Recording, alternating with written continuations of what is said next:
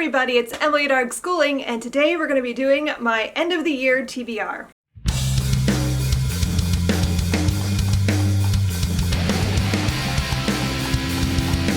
So I'm terrible at coming up with TBRs because I almost never follow them 100%, not even 50% sometimes. I think like the last couple of TBRs I've done, I read maybe one book from my TBR, but I'm hopeful because these are things that I've been kind of wanting to get to for a while, but just haven't, and I wanted to try to squeeze them in this year.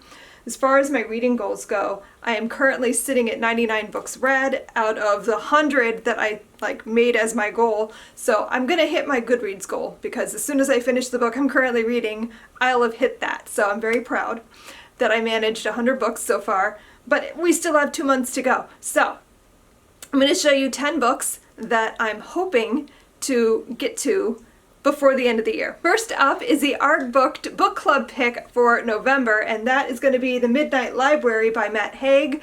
I'm really excited to read this. I've heard so many good things about it. I'm really intrigued. All I really know about the story is that it has to do with a woman who has a lot of regrets in her life, and when she dies, she discovers that there's this library, I guess, in the afterlife that allows her to live out all of the things that she feels like she did wrong, again in a different way. So it sounds really interesting, kind of a cool concept for a story, and I'm really excited. I feel like this too is going to be like a really good, like heartwarming, feel-good kind of a book, which is what I'm really in the mood for right now. So I'm looking forward to picking this up. If you want to read along with me, get a copy, read along, and probably in early to mid-December we'll have our live show discussion. Next, I have The Game of Love and Death by Martha Brockenbrough.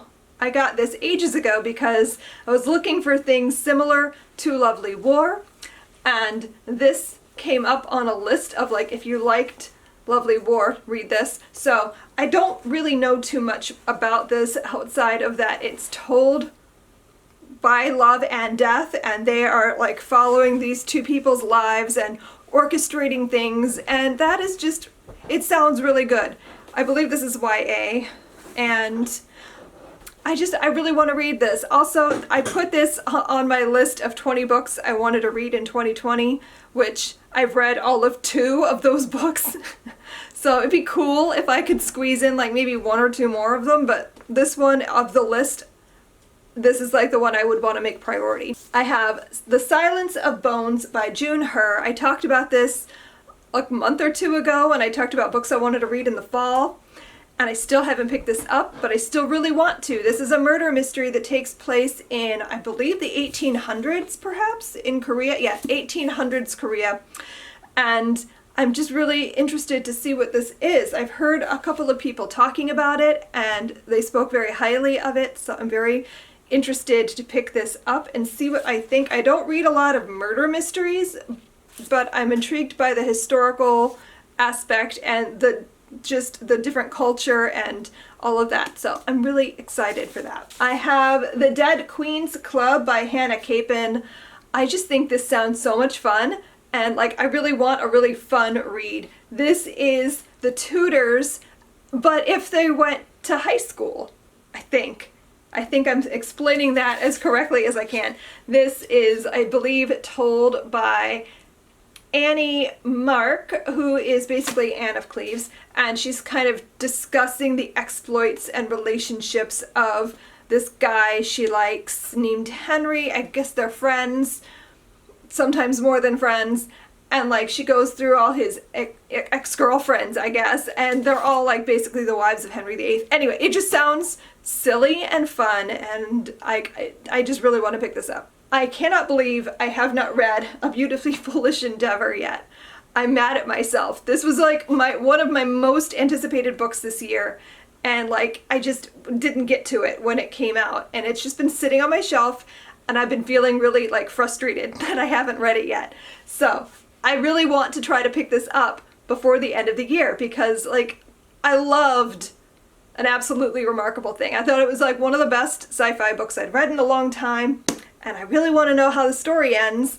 I've heard a lot of good things. I just want to pick this up. I have The Bear and the Nightingale by Catherine Arden. I have been told by so many people that I will love this, and I guess I don't know why I haven't picked it up. Honestly, I don't have a reason It sounds like a thing I would like. I bought it because it sounds like a book I would like.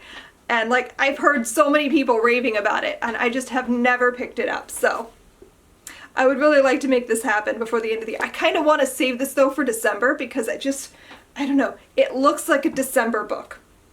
I don't know what that means, but it looks like it's something I should read when it's like a little bit colder outside, and like it just looks like a cozy winter read. I don't know. Next up, I have The Best We Could Do by T. Bui. I put this on my list of books I wanted to read in 2020, and I have not picked it up, and now I absolutely have to because Robbie read it ahead of me. Like, that doesn't happen. Usually I'm the one like giving my kids books because I've read them and think they should read it, and this is a book that Robbie had to read for a college course, and I'm like, oh no, I haven't read this yet. So now I must read it so we can discuss. This is a graphic novel, and I believe it is about a family who is leaving Vietnam during the war to come to America and make a new life here. And so it's like a family saga, I believe. I think it's like over the course of maybe the author's childhood. I'm not sure. I don't know what I'm talking about. I haven't read it yet. But I really want to read this and see what I think and then discuss it with Robbie. I have Saving Savannah by Tanya Bolden. I bought this when I was writing level 12, and I didn't really have a place for it within the level, but I really wanted to read it because this just sounds like a great story. This is historical fiction that takes place in the early 1900s, I believe, 1919. And so it's taking place like in the midst of women's suffrage and the flu pandemic and all of those things, but the main character is Savannah Riddle, who is an upper-class African-American girl living in Washington, D.C. She has a very like prestigious life and very wealthy and sheltered, and she sort of like throughout the course of the story like finds out how the other half live, kind of, I guess. I don't know if I'm explaining this book well, but it sounds really good, and I just really want to read this. I have The Paper Girls by Jordan Taylor. This is a book I actually bought recently for Sarah, but also for me, really is for me. But I bought it for Sarah because it was nominated for the Sybil's Awards, and she's trying to read all those books. She's a Sybil's Awards judge, and I really want to read this. This is historical fiction that takes place in France. This is World War II, Paris. It's been like compared to Revolution by Jennifer Donnelly. And I believe there's dual time periods where like it's modern day and she's discovering things about what happened during the war. I'm not 100% on that, but that's what I think is happening in this book. And I'm really excited to read it. And the last book is one I've talked about I don't even know how many times. I don't know what's going on or why I haven't read it, but it's Horror Store by Grady Hendrix. Why have I still not read this? I don't know, but I really need to. I really want to read this because I've had this for a while. It's the last book that I own by Grady Hendrix that I have not read, and I really want to finish out like all the things I own, so this has to happen. This is a haunted IKEA. That's really all I know. It looks like an IKEA catalog. It's like very silly. His books are always like very quirky and interesting. Anyway, those are the things I need to read. So will I read all 10 of these books? Very unlikely. But I'm hoping this motivates me now that I have them all here in a stack, that I will pick these particular books up. So we'll see what happens by the end of the year. I'll let you know if I actually read all of these. So what do you guys have planned to read before the end of the year? Do you have like a number of books that you need to get to? Have you hit your goal? Like, what's going on with your reading life? Let me know down below in the comments and we can chat about it. Are there any books that I talked about today that you think I need to prioritize? You let me know and I'll move them to the top of my list. Thanks so much for watching, and I will see you guys next time. Happy reading. Bye.